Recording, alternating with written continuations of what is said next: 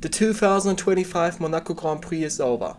In the end, the top 10 consisted of Lando Norris, Charles Leclerc, Oscar Piastri, Max Verstappen, Lewis Hamilton, Isa Katja, Esteban Ocon, Liam Lawson, Alexander Albon and Carlos Sainz.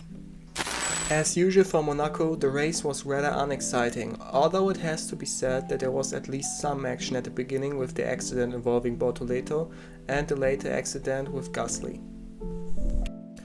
But yeah, all in all, not a very good race. Lando Norris won for the first time in Monaco. It has to be said that he seems to have really recovered recently. He was already ahead of his teammate in the last race and even managed to win in Monaco, and then logically he also managed to finish ahead of Piastri this race. It's no secret that the winner in Monaco is usually the one who takes pole position on Saturday, and that was the case this time too. But you really have to say that Norris has really got going again and was able to achieve P1 in qualifying on Saturday under pressure, so things are looking up for him now and he's showing what he's made of. He's also managed to cut Piastri's championship lead to 3 points, so we've got a really close championship battle between the two McLaren drivers, and that's really promising for the rest of the season. It will also be interesting to see whether Verstappen and Red Bull manage to really get involved in a championship fight, because so far, although Verstappen has delivered good races from time to time, it still looks as if the McLaren are the only ones who really have a chance of winning the title. Piastri had a pretty unexciting race. He was able to fight his way to the rear of Leclerc and Norris at the end, but only because Norris drove very slowly and was slowed down by Verstappen, among others. For Verstappen it was the case that he led the race for a long time at the end, even until the last lap. Red Bull was hoping for a late red flag, which would have given Verstappen his second mandatory pit stop for free.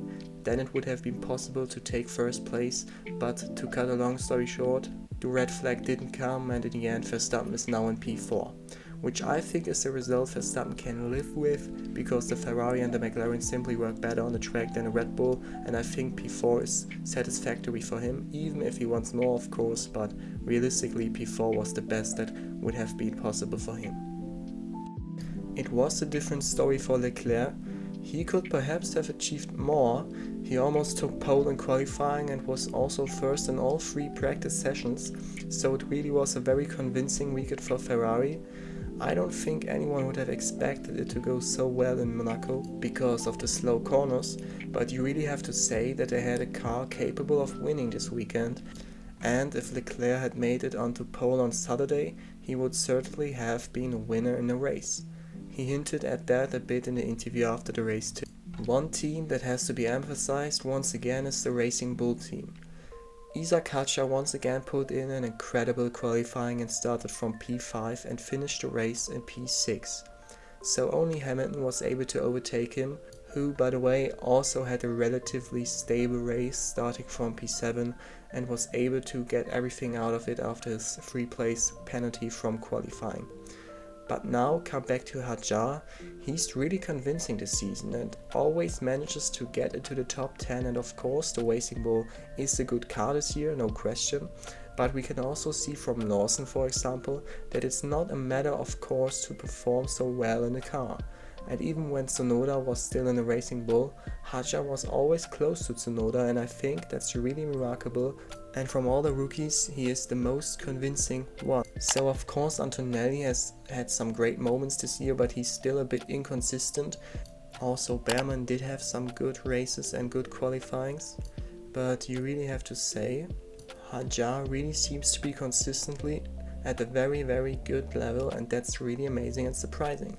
I don't think many would have thought that he would perform so well in his first year. Lawson also had a very good weekend in Monaco.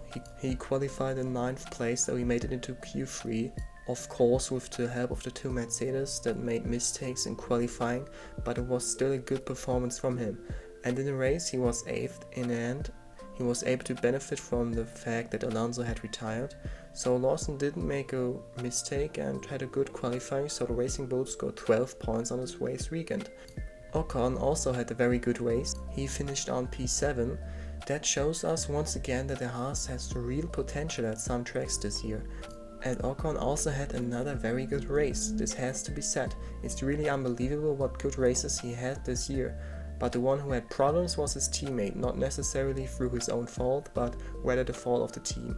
Because Behrman finished 12th in the end, but unfortunately had an incredible long pit stop, a very long indeed. The virtual safety car came out very spontaneously and Haas didn't expect it and didn't manage to get Behrman's pit stop right, which is why he lost a lot of time. Nevertheless, it was still a good weekend for Haas. But now we come to the more negative things in this race. Firstly, let's take a look at the two Mercedes, and it has to be said that this race weekend was one of the worst Mercedes had for a long time. We remember that Russell and Antonelli only finished P14 and P15 in qualifying because Antonelli crashed in qualifying and Russell had a problem with the car, so Saturday really was a complete disaster. But it has to be said that Sunday felt even worse.